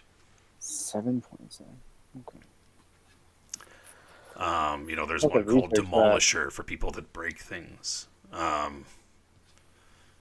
So resource 2 would basically be average, essentially, right? Yeah. So basically, the way resources work is everything that you can purchase is given a dot value. Okay, and once per chapter, that's called the availability rating. Is the dot value of a thing that you can buy. Once per chapter, you can procure an item at your resource level or lower without any issue. So if you had resources of 2, you could buy a 2 dot or a 1 dot item without any issue. Once per chapter, that is once per game session. You can also buy an item with 1 availability above your resources, but it effectively reduces your resources by a dot for a full game month. So you could buy a 3 dot item with resources 2, but you would have effectively resources 1 available to you for a full game month, right? You can procure something 2 availability below your resources rating without limit, within reason, right? So if you had resources 4, you could procure disposable cell phones, which have an availability of 2, as many of them as you need. You don't have to worry about the once per chapter limit. Within reason, you're not gonna, go buy a truckload of cell phones, right?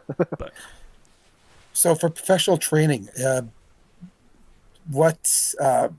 it's just how many it goes up to 5 or it goes up to 3 or so if you're looking at the PDF, because we should all have our PDF, right? oh sorry which It's on what am I page looking at 46 of the PDF.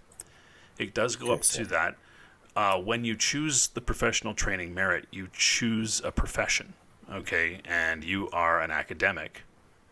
So you would have 2 asset skills. That's what the check boxes are beside the various skills. You would check off the 2 aspect skills for an academic. Okay,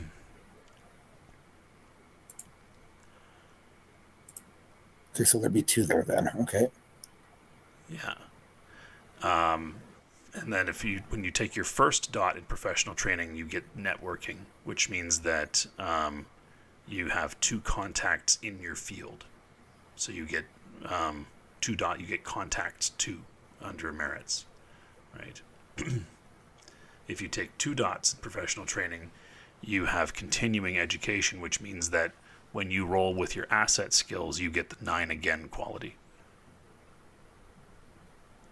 And so on and so forth. They're described on page 46 in the PDF. I'm just gonna jump around. How's everybody else doing here?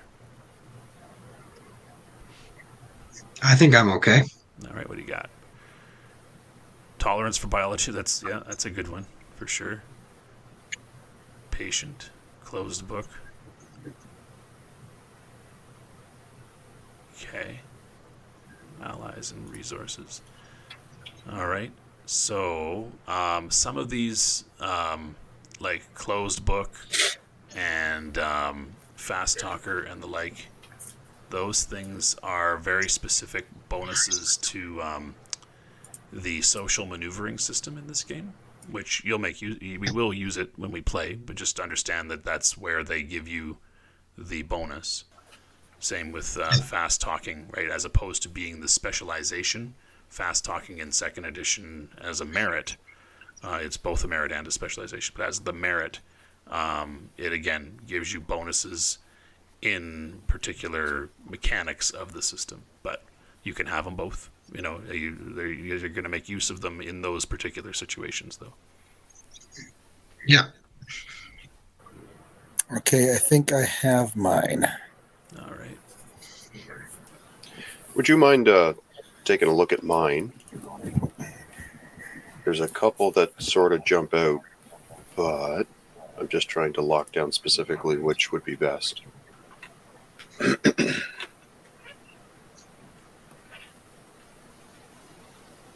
Actually, I might change this up, but we'll see. Yeah, Eye for the Strange really focuses you on a kind of a guy that keeps his eyes open for things that just jump out, right? Like supernatural type things. So there's nothing that's really jumping out at me. If there's anything you could suggest, I'd be happy to.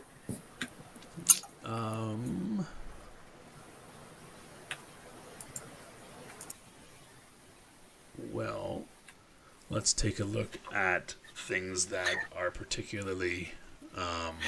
I could take library, given that I work in one. Yeah, you have access to a plethora of. Yeah, that makes loads of sense. Yep. All right. Thank you. All right. Elliot Payne. Let's see what we got. Got the parkour. Got some status. How many dots do I need? 7 total. You got 5 right now. Okay. Like it would. I don't know. It would make sense to have some social connections on this. I mean, especially if you have status on the street already, right? Like that means you got some respect already on the street. Yeah. So then. So knowing ally wouldn't be bad, or contact, like being able to have there's people that you can get information from.